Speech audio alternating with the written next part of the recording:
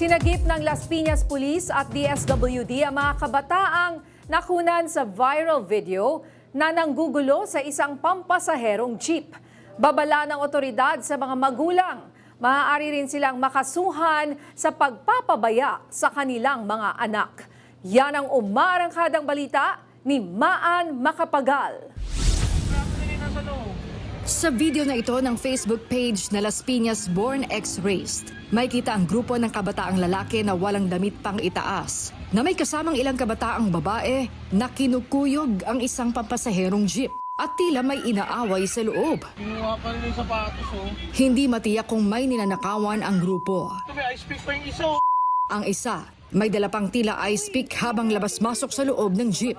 Nangyari ang insidente noong May 2, pasado alas 7 ng gabi sa Alabang Zapote Road. Naganap nito lamang May 2, 2026 at nagdulot ng pangamba sa mga netizens.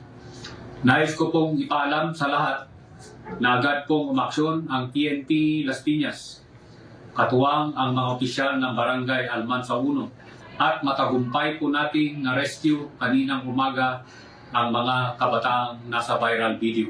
Nang mag-viral online, agad nagsagawa ang Las Piñas Police ng follow-up operation at na-rescue ang 7 kabataan na natutulog noon sa ilalim ng underpass malapit sa isang mall.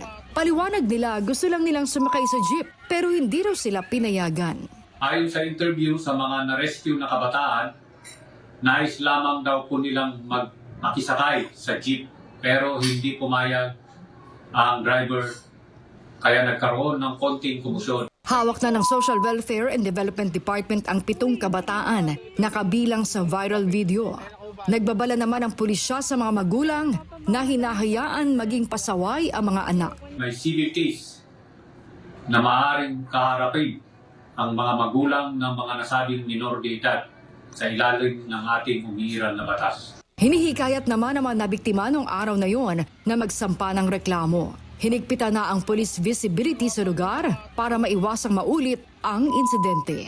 Ako si Maan Macapagal ng PRTV News, nagsaserbisyo para sa Pilipino.